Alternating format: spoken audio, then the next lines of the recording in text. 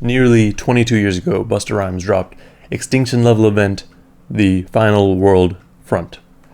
This project carried on a lot of the end of the world themes that were from his previous projects, When Disaster Strikes and The Coming.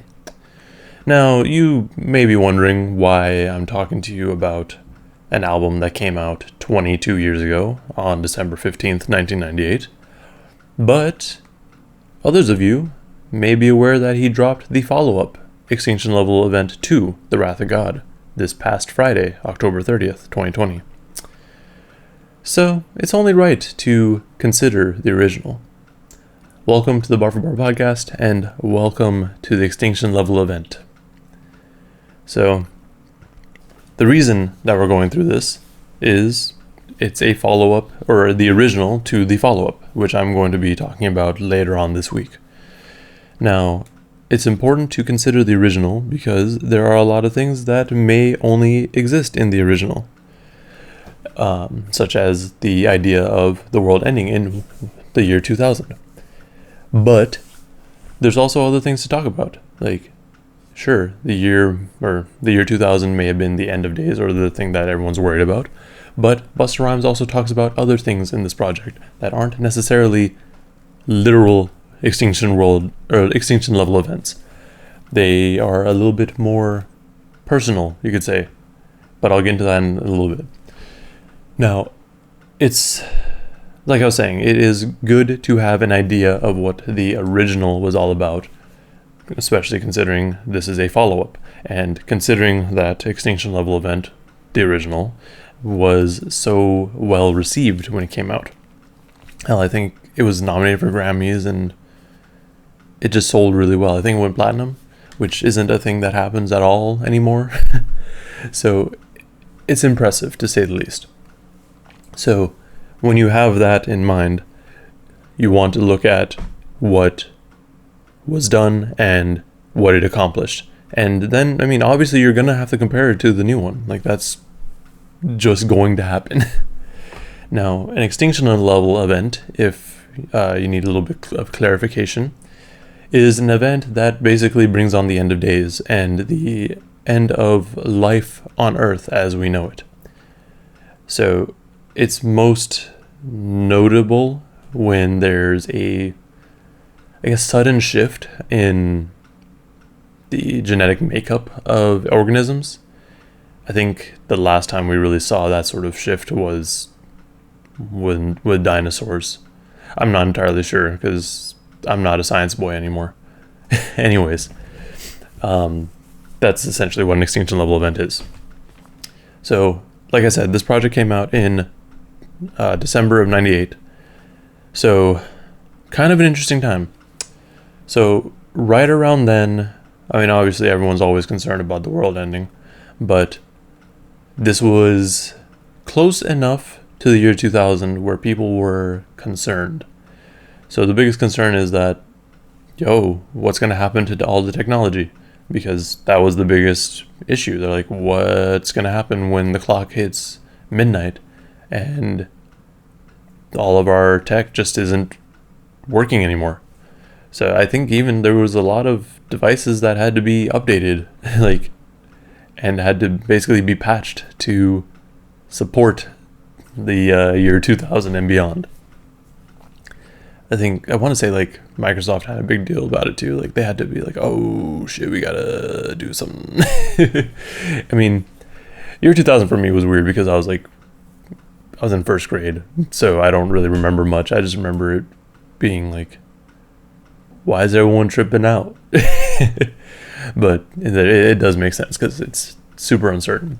And apparently the year 2000 has importance in religion, at least according to Busta Rhymes. He had an interview, I think it was literally the day after the album released, and he was like, or the person asking or talking to him was like, so you bring up all these world-ending things in the year 2000, to which he responded this is in the Bible, it's in the Quran, there's something big that's going to happen, or supposedly.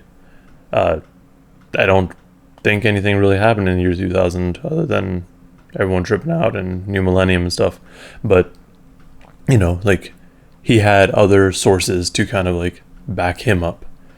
I don't remember reading anything about the year 2000 specifically when I read either of those religious texts, but sure, I might have missed it. Anyways, the project itself starts off with an intro. I think it's titled "There's Only 1 Year Left." Let me double check that real quick. Yeah, there's only 1 year left, and it starts off pretty innocent. And you know, it's just a conversation between a father and his daughter, and the daughter's asking, "What's going to happen in the year 2000?" And the father's like, "Well, I hope it's all peaches and cream." But then he's like, "Nah, it's all this other stuff." And it gets super ominous. It's like he just starts listing off all these wild events that may happen. And he paints this picture of just utter destruction, which is all due to boundless greed and corruption, which is a legitimate concern because, I mean, even now, like, that is a valid option for the end of days. Like, it's very likely to happen because of greed and corruption. I mean, just look at this year. But also, like, he pulls, so the father in this conversation pulls evidence for this, which would include events such as global warming and the robot revolution that everyone's been kind of worried about since like the 50s, I believe, like when futurism was a thing, and everyone's like, oh, we're gonna have robots and they're gonna do all these things for us, but oh my god, they might kill us too. But yeah, like you have that, but also just the total annihilation of the world via nuclear holocaust, which is also like, all these things are very valid concerns even now. Like, the world is probably going to end, well, obviously because of the corruption and all the greed, but all these events are basically spawned out of the corruption and greed. Like, people don't be caring about global warming if they're making money, you know? Shit like that. And then he also just kind of lightly touches on the whole Y2K thing, where that's going to be like the end of days and stuff, but it's not super evident there, because I think even Busta Rhymes at the time was just like, I don't really know what the end of days is about. Like, everyone's just very confused, and I don't blame him. But yeah, it's very interesting to think about and listen to the original intro here, and, well, one, compare it to the new one, because it's very similar, I would say, like in terms of sounds and everything. But with this one, it's interesting to look back and think about, these were legitimate concerns that at that time were very, you know, like that was on a lot of people's minds. But now we have very similar concerns going through 2020, because this year's been a whole damn mess. Like, there's been a lot of times in history, I guess you could say, where people were like, oh, this is the end of the world. Like, whether it be the year 2000 or 2012 when the Mayan calendar ended, you know, stuff like that. But, I mean, now, like, we have other events like this year where we just, like, didn't even expect any of this to happen. Like, no one expected, like, a whole pandemic to just shut down everyone. No one expected, never mind, I was going to say something about the president, but that's not appropriate right now. Anyways, taking a look at the rest of the album, the apocalyptic themes do persist, but they're pretty subtle, I would say. Like, you do have to pay a bit of attention. Like, there's a subtle nod to Y2K on the track Everybody Rise with "They Ain't Gonna Be Me, They Gotta Get It Before the Year 2G," which, straight up, like, I gotta get what I gotta get before the year 2000, because, like I said, he doesn't know what was gonna happen in the year 2000. Who knows? He could have been dead before then, or everyone could be dead before then. So you gotta do what you gotta do. And then there was also a foreshadowing of sorts with the crew cut Against All Odds. This track had all of Flip Squad, or Flip Mode Squad, my bad. So we had Baby Sham, Rampage, Raw Digga, Lord Have Mercy, Spliff Star, and obviously Busta Rhymes. And then so the lyric, I guess, where he mentions this foreshadowing is, none of y'all dudes ever really want a war. The type of dude to crash my plane at your building in the name of Allah. Which really feels like a foreshadowing of what happened on 9/11. Now, I was also reading another interview with Busta Rhymes more recently regarding Extinction Level Event 2. And the interviewer was like, yo, you kind of predicted a lot of things happening. Like, it's kind of weird, bro. And I mean, even Bus was just like, he didn't know. Like, it's just crazy that these events, like major events, like, are happening kind of when Busta Rhymes is talking about them. Like, I mean, talking about the new album for a minute, like, he's like, oh, well, the album starts off with what's going to happen in the year 2021. And he's just kind of like, shit, I don't fucking know. Because if we already went through all this stuff this year, like, are we really going to have a worse year? So, like, it's interesting to think about. Anyways, yeah. That lyric just straight up felt like a foreshadowing of 9/11, which is crazy because no one saw that coming. And it's very direct. Anyways, there's another thing that I want to bring up regarding the album itself. Now, I kind of alluded to it earlier, but you can think of it as an extinction level event in terms of just like natural disaster or the end of days caused by man. But I think what he's really going for with naming it Extinction Level Event is basically saying that he is the extinction level event. Because this album has a lot of braggadocious lines. And I mean, that's something that we see throughout like hip hop in general, but now it's pretty, it's through the whole album, like, rather than just a particular song or just like a one-off bar. Like, it's interesting because going back to the Extinction Level Event thing, like, at the time I don't think anyone could really keep up with Busta Rhymes. Sure, we got like the aggressive rap from DMX and Mystical, but we didn't really get this sort of rap style and like song structure from anyone else, at least in my memory. Like, Busta Rhymes, like, on the first two tracks, like, aside from the intro, we got, what was it? Everybody Rise, and I forgot the second song after that. But those two tracks are just Busta Rhymes having one long ass verse. Like, that's not normal. Most people would do like a 2 or 3 verse track with choruses in between, but Busta Rhymes like, nah, I'm gonna just do a straight verse and then the chorus at the beginning, at the end, and it works. And it's always good to see people do that because they're kind of breaking the mold. Like, when I had East Shore Highway on, like, they were like, yo, we just broke all the rules. Like, you don't have to stick to one particular style. Like, you can just go in and do whatever. Like, sure, there's the norm, but that doesn't mean you have to follow it. Like, you can do really whatever you want with music. Like, you're not locked into anything in particular. But regardless, this, like, Busta Rhymes had his own style that really no one could properly match, I feel. Like, he had, obviously, the aggressive style, which, like I mentioned, DMX and Mystical kind of can match at times. But he also had the fast rap style, which was really only done by Bone Thugs and Twista at the time, I believe. I mean, that's getting more popular now, but at the time it was pretty rare. But he also was able to go between fast and slow rap pretty seamlessly, I would say. Like, and he wasn't one of those rappers that just goes super dummy fast, like, for an entire track. Like, he'll do it for a quick burst and then slow down. Like, it just works better, I feel. Because obviously a lot of times with fast rap, people just be saying things and it doesn't mean anything.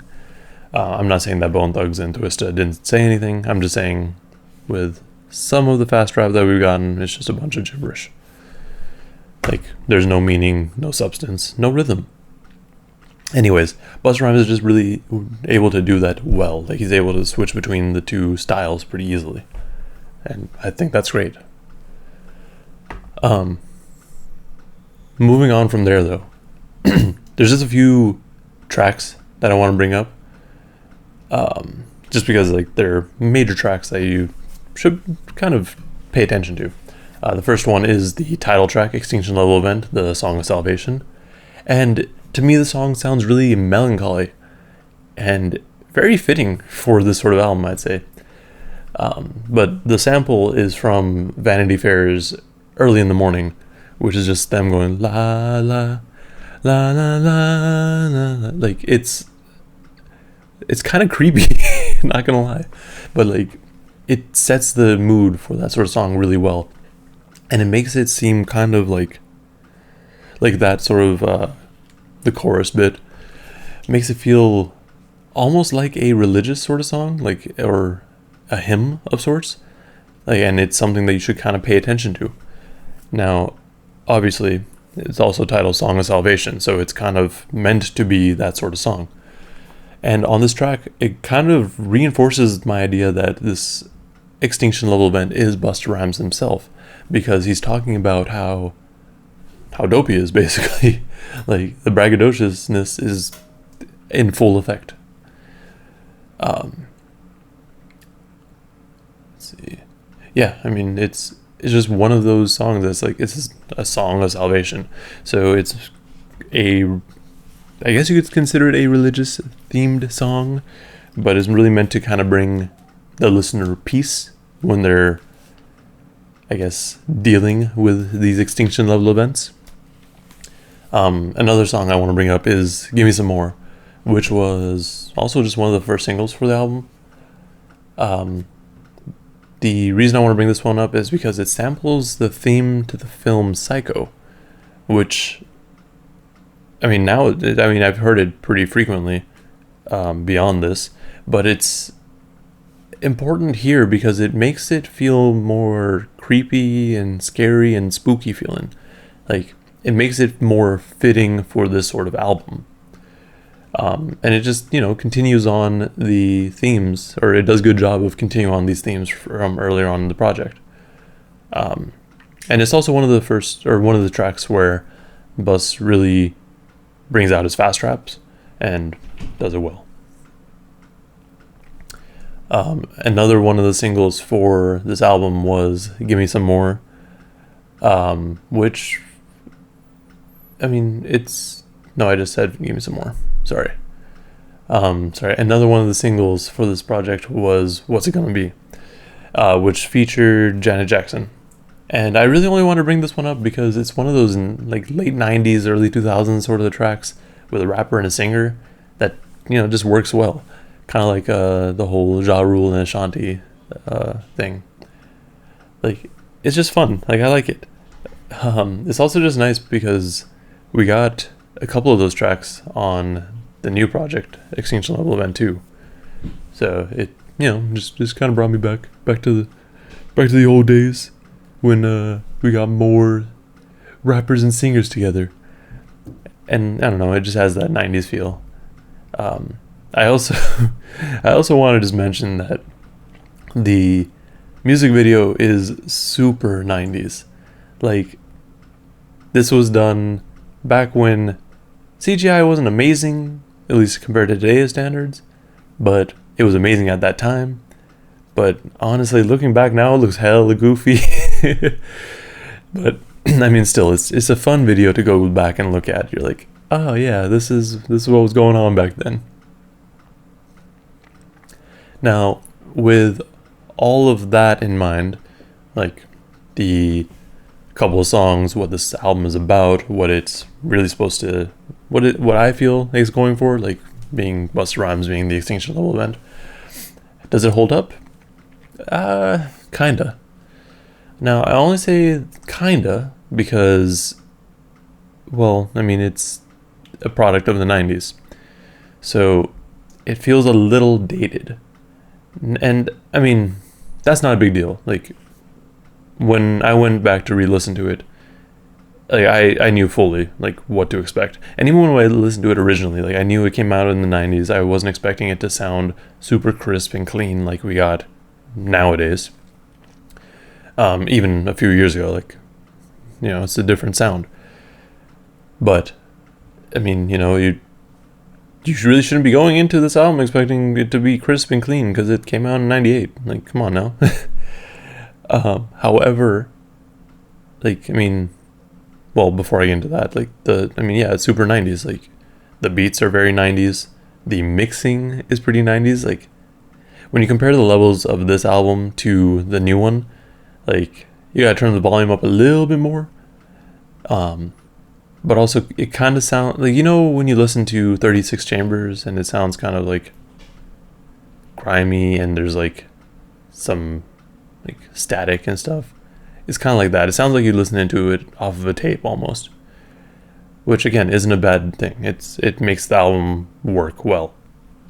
But I'm sure a lot of younger listeners would be a little turned off because of the sound.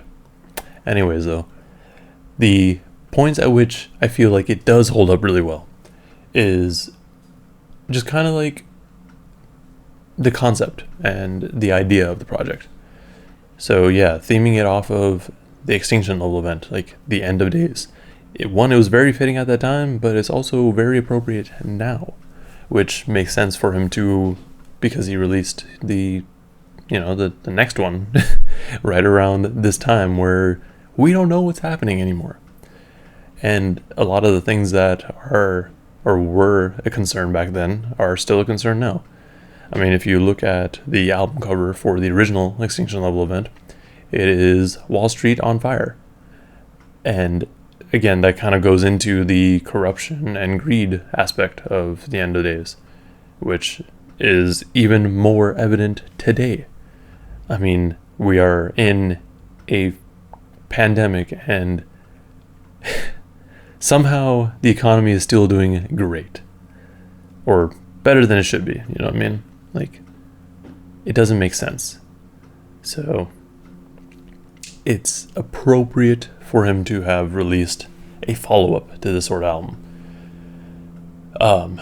Now, if we're looking at how well this holds up in terms of nowadays, again, it does a great job. Like, it really set the mood for the album, but it also really just kind of brought up a lot of things that people were concerned about at the time.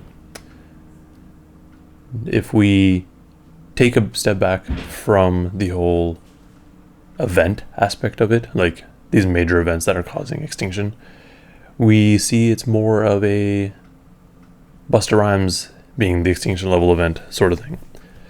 Like, he is bringing extinction to the rap game at that time. Like, no one can touch him. Like, he is just one of those guys that's like, he's up there. Like, he wasn't able to be really met. Like, I'm sure there were a few rappers that could definitely meet or beat him, but like, you know, when you're a rapper, you're not gonna say that. You're gonna say, I'm the best, obviously. Anyways, yeah, we got a lot of braggadociousness, and those, basically he just turned all those thoughts up to 11. Like, he's like, yeah, I'm the dopest. Like, I am that dude. Like, and like I said earlier, this idea isn't new. Like, it's been in hip hop since the beginning. Like, everyone, even in the early days of hip hop, was like just talking about themselves and how cool they are and how much better they are than the other dude. So this is not a new thing at all, and it's not even an old thing because people are still doing it. It's not going to be the same level as what Busta Rhymes did here, where it's like every track is saying, yo, I'm the greatest. Or, well, nearly every track. But it is still a common theme. Anyways, comparing this to Extinction Level Event 2 is going to be interesting. But we'll get more into that with the review, which will be coming later this week. Anyways, let me know what y'all thought about Extinction Level Event. If you listened to it when it actually came out, I'm curious to hear what your thoughts on it were at the time. Because obviously, I didn't listen to it when it came out. I was only 5. 5-year-olds don't listen to Busta Rhymes. At least, not 5-year-olds that I'm aware of. So yeah, let me know what was really going on back then. Because I'm just going based off of what I remember and what I could find from very light research, not gonna lie. But yeah, I'm curious. Also, let me know what you think as far as like this album holding up today, because I think it does in some ways, but obviously the sound is one of the things where it's just kind of like, ooh, okay, gotta get through that. I mean, like I said, I don't care, but for other listeners, like it's gonna be a thing to note. But yeah, that's pretty much all I got. Let me know what y'all thought, what you thought of the album, what you think of the album when it came out. And like and subscribe if you want to see more stuff like this. Thank you for watching, and please stay safe out there.